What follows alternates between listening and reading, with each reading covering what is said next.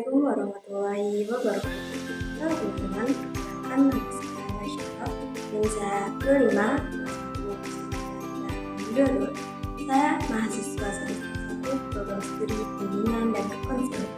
Tujuan saya membuat video ini adalah untuk mengenai tugas proyek edukatif mata kuliah pendidikan dengan dosen pengampu Ibu Sumiati MPD.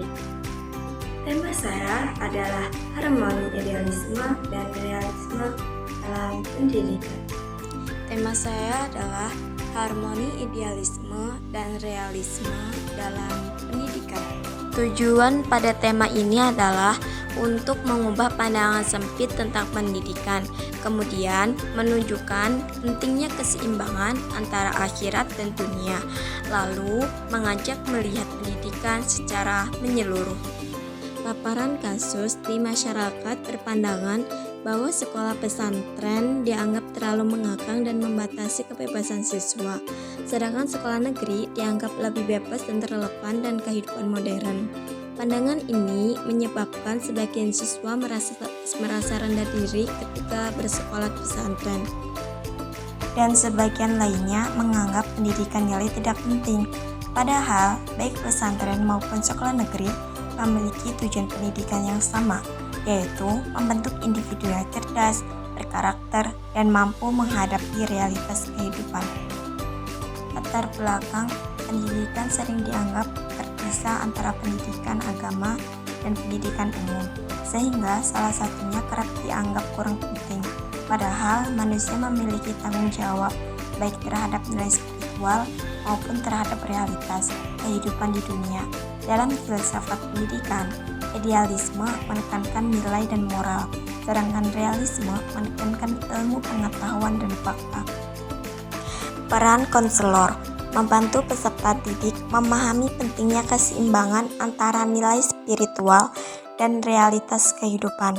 Konselor membimbing siswa agar tidak memandang pendidikan agama dan pendidikan umum sebagai dua hal yang saling bertentangan, melainkan sebagai bagian yang saling melengkapi.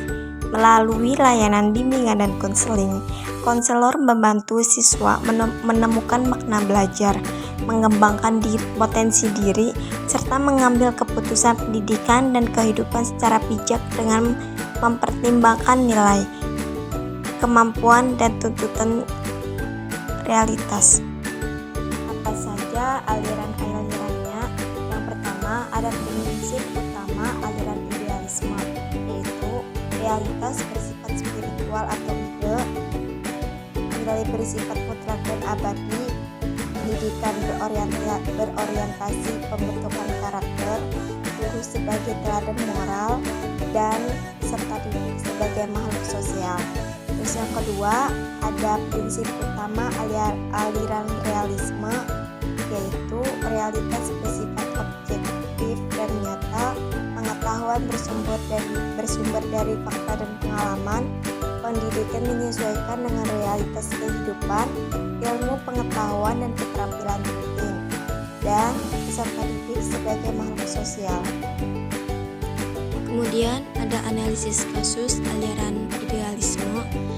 Yang pertama adalah cara pandang peserta didik bukan hanya individu yang perlu menguasai ilmu pengetahuan, tetapi juga harus dibentuk nilai, sikap, dan karakternya. Dalam konteks pesantren, peserta didik dipandang sedang mengalami proses pembentukan kepribadian dan akhlak, sehingga kedisiplinan dan keteraturan bukan pengekangan, melainkan sarana pembinaan jiwa. Kemudian cara menyelesaikannya, peserta didik dibimbing untuk memahami bahwa kebebasan bukanlah tanpa batas, melainkan harus disertai tanggung jawab. Konselor dan pendidik berperan menanamkan bahwa pendidikan nilai merupakan fungsi utama dalam menghadapi kehidupan, sehingga peserta didik mampu menerima identitas pendidikannya dengan percaya diri dan bangga. Selanjutnya ada aliran realisme. Yang pertama, cara memandang peserta didik.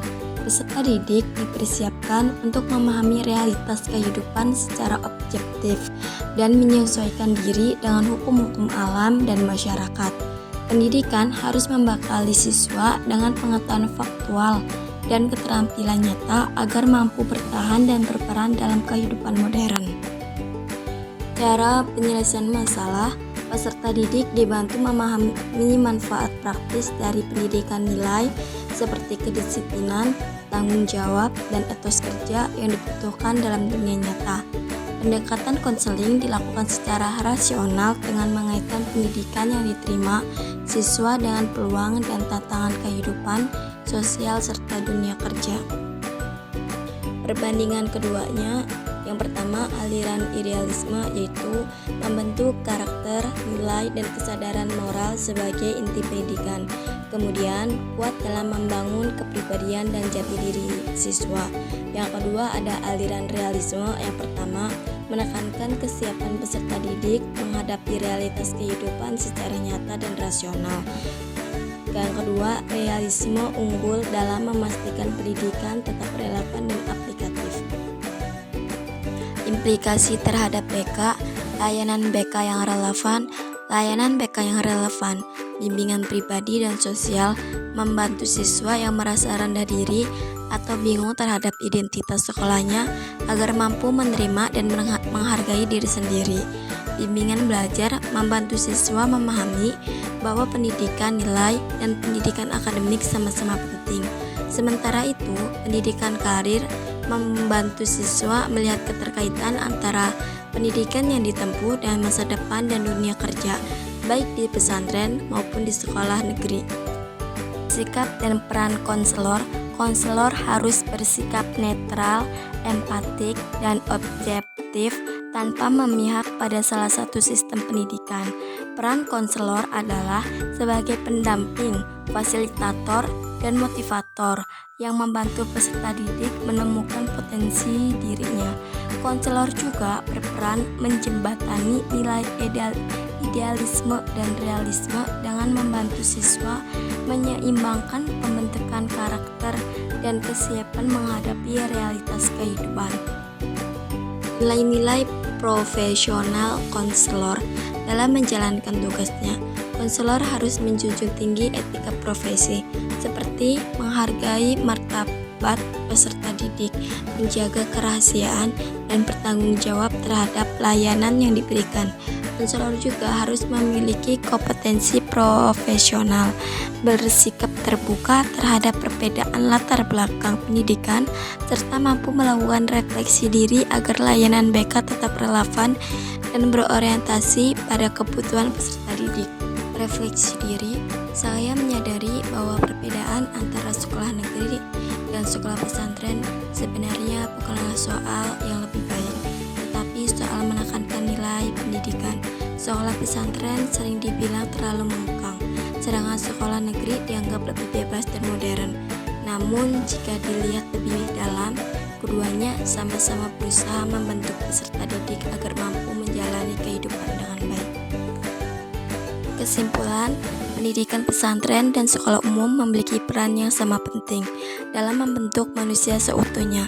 Pesantren menanamkan nilai, akhlak, dan spiritualitas, sedangkan sekolah umum membekali ilmu pengetahuan dan kemampuan berpikir. Dalam perspektif idealisme dan realisme, keduanya tidak bertentangan, tetapi saling melengkapi. Mungkin cukup sekian yang dapat saya presentasikan, kurang lebihnya mohon maaf. Wassalamualaikum warahmatullahi wabarakatuh.